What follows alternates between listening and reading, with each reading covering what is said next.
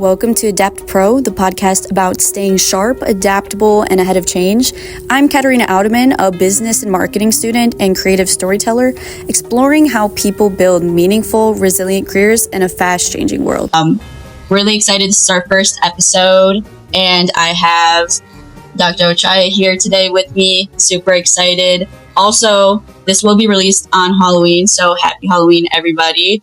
But to kick things off, Dr. Chaya, could you tell us just a little bit about yourself, what you've done, and how you got into teaching, all of that? Okay. So thank you so much, Katarina, for having me. This is a very exciting opportunity to you, and I'm very happy to be one of the first guests. So to talk about myself a little bit, I'm a professor of business in the School of Business at Baltimore University, where you go to school. So I've been here 18 years now. I've done a lot since I've been here, including areas of entrepreneurship, strategy. I teach marketing, I teach in all the MBA programs. Before coming to BW, I was in the corporate space, where I spent 17 years, 10 of which was senior leadership roles. That also saw me go abroad multiple times for different opportunities for the company. What that means is I can relate to the topic of adaptability of technology and changes in the workplace. It's a fantastic topic. If you can be assured of one thing, it is that change is a constant. We live in this environment, whether it's business or school, in your case, although you're straddling both camps now. I would say that change is the only constant in life, right? So the world is very volatile. It's very uncertain, very complex, and ambiguous all at the same time. So what that means is whether you're a student or you're a business leader or you're just an employee, you cannot be oblivious to what is going on around. So the question you're asking should lead us to think about the world in which we work, as well as the world in which our students are going to be graduating into. So the topic of adaptability and how technology affects that is a very timely topic, and I look forward to talk about that with you. Yeah, so on the topic of technology, my first question actually, since you've seen, business and how that's evolved both, in the professional setting and in the school setting, what's one shift driven by technology that you think has completely changed how leaders are operating, especially in current times? Okay.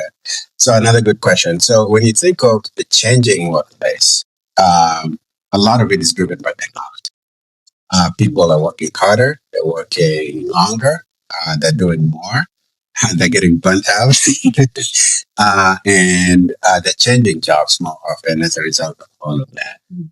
So as somebody who is usually in charge, like a leader would be, that affects them as well. Yeah. So the question then becomes, how do they use it? So it's not a matter of looking at technology as something that will replace workers, but it can be something that allows workers to be more effective, more efficient. Yeah.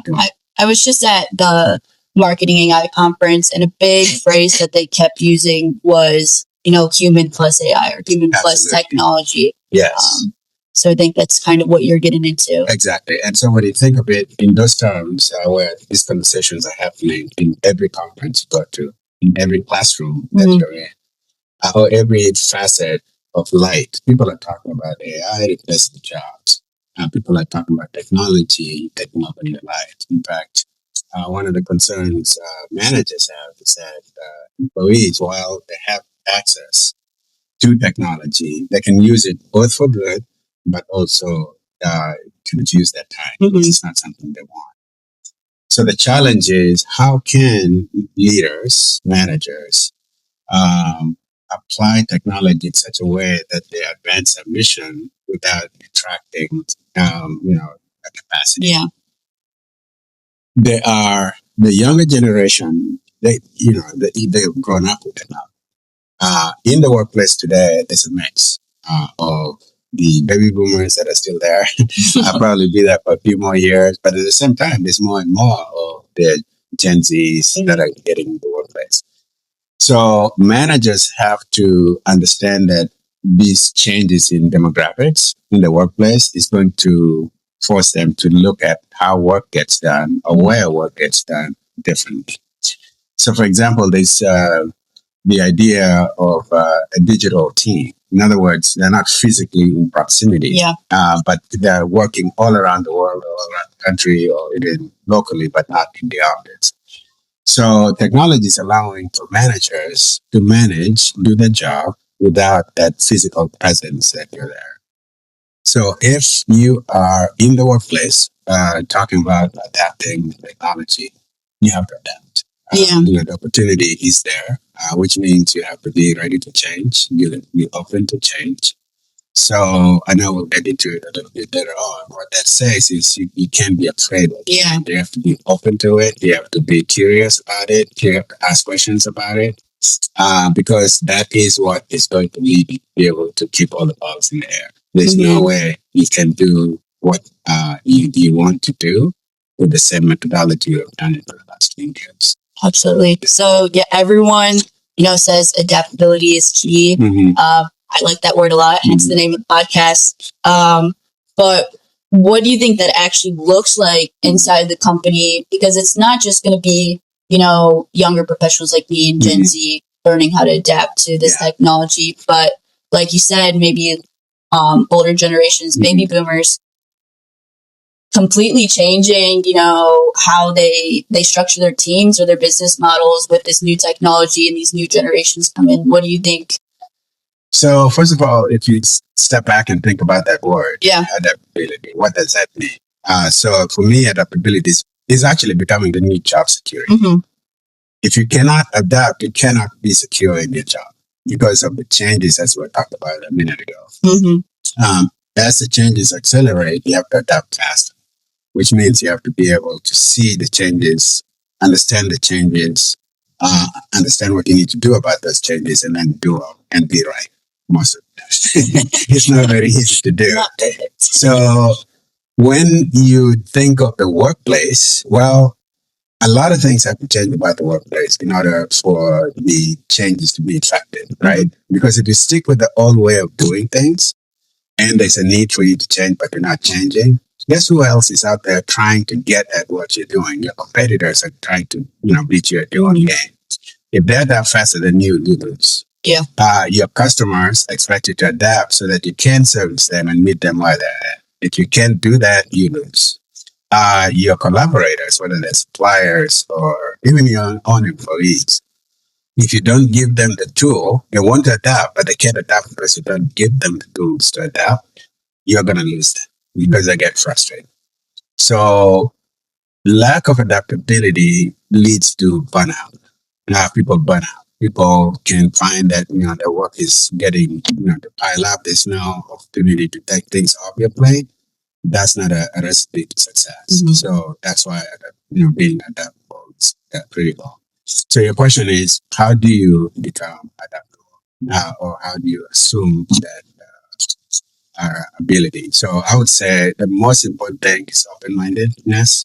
So adaptability means you got to learn, you got to unlearn, and you got to relearn again and again and again. So that's how adaptation works. Which means anybody that is in a situation of change, not only do they have to have an open mind, but they have to be curious. Because if you close your mind and you're not curious, you're not asking all the right questions, you're missing all the signs. And so for students or for workers that are in the workplace, it's a job security question. Yeah. So kind of a fun question because I'm graduating in 2 months. Super exciting.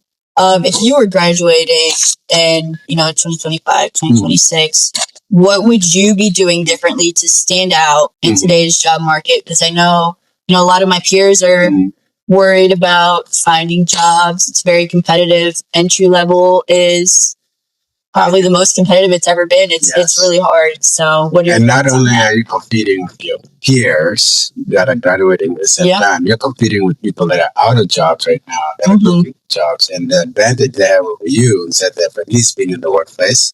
They have some experiences to sell and you don't. And if somebody wants to hire for less training, they will probably get the job over you. But what you do have, and you should have, is the fact that you have strengths that you may not even recognize right now. Your comfort with technology is a strength, and that is something that you should talk about.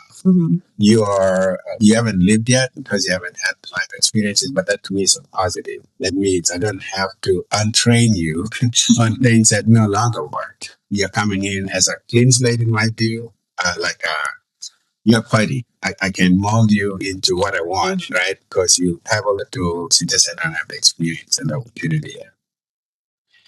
So, as far as advice goes, first of all, do not ever define yourself by your major. That's one mistake that a lot of people make. You need a job. I understand that. Yeah. You went to school for something. I understand that. Maybe it's marketing, maybe it's finance or something else.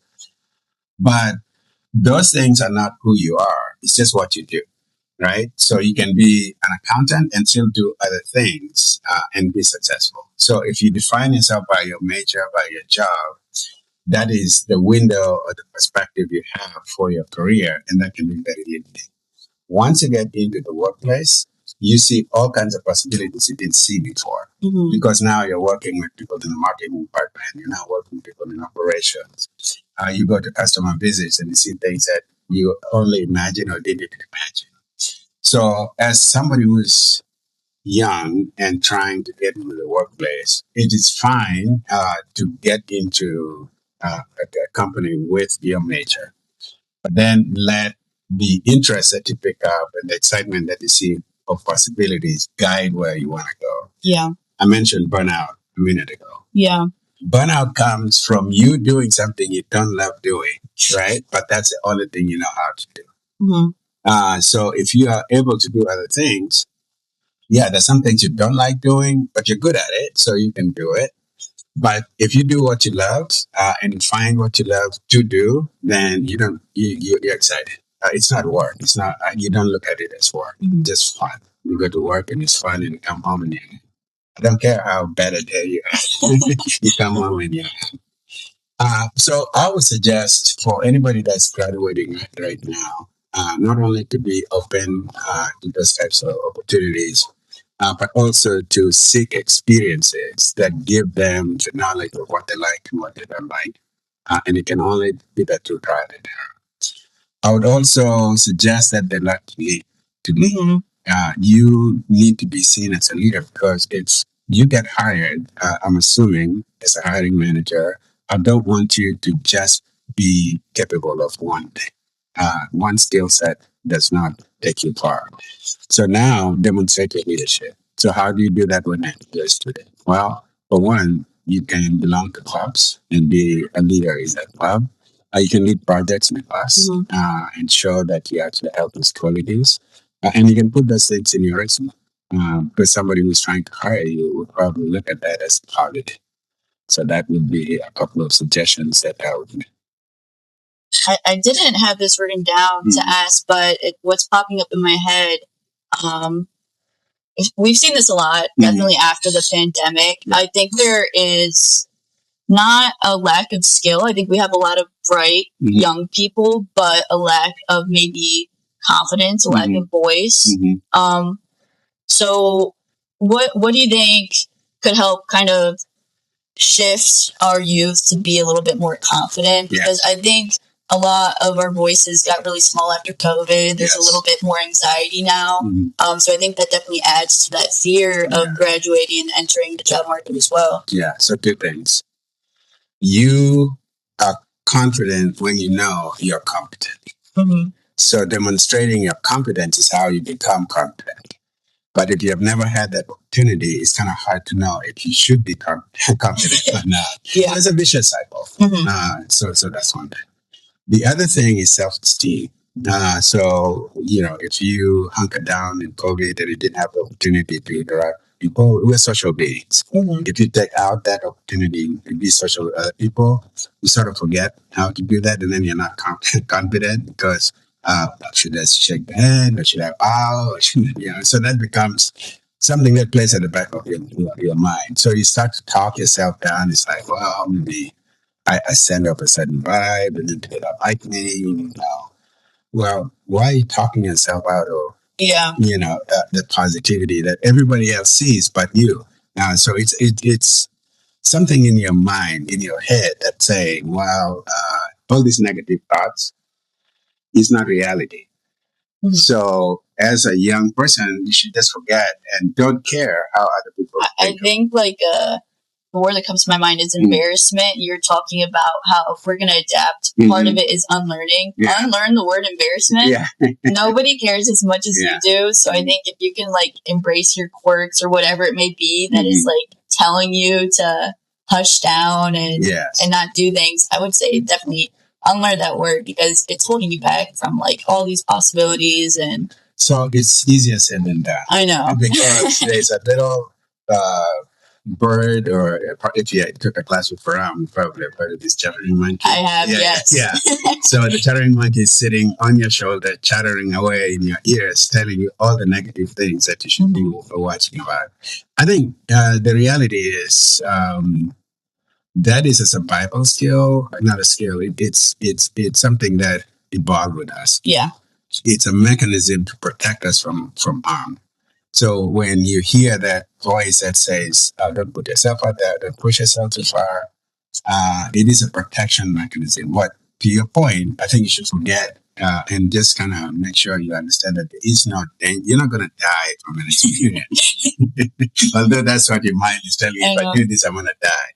Maybe one way around that is simply to ask the question, if I did this, what's the worst thing that can happen? Mm-hmm. And then think about what the worst thing is that your mind, kind of tells you. And you realize that, okay, if that is the worst thing, well, would that be the end of the world if I experience that? And the answer is no. Because when you think about it, you've been in so many different situations where things happen where you were afraid they would happen, but nothing happened. You're still here. Yeah. Right? And so once you see yourself do that, okay, just push yourself further. Because now you're away from your comfort zone. And that's where growth happens, right? If you stick with your comfort zone, you're not. So just get comfortable with that.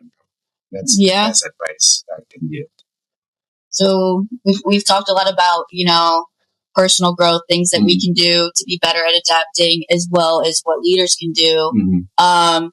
What do you think business programs, like the one we're in, should be doing or could be doing to better prepare students in this world of adapting and all these crazy technologies? So there's many things that I can speak to that business schools should do. First of all, business schools themselves have got that. Because if they don't know what's the latest, greatest, and what's changing, then they're doing a service to the student that has to understand these things. So I would say, since I mentioned that, practical application is the best, I would say start from content to capability. So when students are in class, it's not just about the content. It's how do I use this content, and then give them opportunity to try it, have them fail at it, have them come back and try it again, try different things. That is actually one of the things that business schools would do for the benefit of the students. Is giving them this practical application. So how do you get that? Well, lots of experiential opportunities, right? So we can talk about a subject and then say, look, right now, so there's simulations that you can do, there's projects, student projects you can do. They are, cross-disciplinary teams that you can be on, that all of which allow you to spread your wings and get out of your comfort zone, try different things. From knowledge to practice. The other thing is from individual achiever to collaborative intelligence. Because COVID has taught you that it's okay to be by yourself because you have to. When you go to the workplace, chances are you're not going to be working by yourself. There's going to be a project that has other people. They may not even be in your physical proximity, but you alone will not advance the project without. So you have to learn how to work with other people. So teamwork is a learned skill. You should, not that every team is going to be the best team you've ever worked on, but chances are you're going to work with teams that suck. It's just not the right people. The personalities clash. as a hiring manager, I don't care. You have to work together. Hold your noses if you have to. Don't kill each other, but get through this phase because a team comes together for a person and they disband at some point. So, okay, tolerate people enough to kind of get the job done. That's something that we should practice more because I do see classes where personality conflicts arise, different motivations. I've seen even classes where we have tons of people, but they're kind of all just in their own world and it's silent. It's very different. And the reason you find it hard to address in a class setting is because this is just a semester long class. You just have to tolerate this, and then you won't see them again ever. Well, that's no way to think about it because while you're still there in that semester, you have to work together effectively, even if you don't get along. Everybody has a role to play. It should be very clear what it is that you contribute. You have to contribute the best of your ability because that's only preparing you for the workplace. You're not going to pick your teams necessarily in the workplace. So you have to learn how to work with those people that you may or may not like to work with. I would say maybe as a final thought here, speaking of careers, uh, careers are not predictable anymore because of all the change we're talking about. So if you want to succeed, business schools have to teach you that yes, you major, you graduate, but at the end of the day, you're going to be in a setting where whatever you majored in may or may not be directly applicable in the job that you get. So I'm more thinking instead of a single career, you can think of a portfolio of opportunities and then mix and match depending on the situation. There is the idea that your parents, probably, or maybe grandparents, worked for just one company their entire career, right? 30 years. They had a pension and they left, retired. That's not you. Okay. No. You're going to work 7 different companies if you work for companies at all. Or you just do this for a living and make money off of it, right? So that is what you now have to think about is that the opportunities open up and you just have to take advantage of it. And you can't be shy about it. And failure is not an option, right? If it doesn't work, try it again. I'll come back at it another time. We partner with somebody who's been that. So that's some of the advice I would give to students that are graduating, benefit at this time. Thank you. Well, this has been a great conversation. Thank you for talking, about adaptability and, the future of work, all of that. What I'll say to our listeners is as you go into this next week, just remember, change doesn't have to be scary. It's a chance to grow. So keep that in mind. Keep your head up. But thank you for listening to Adapt Pro. Again, I'm Katerina Outman. I'll see you next week. Stay adaptable.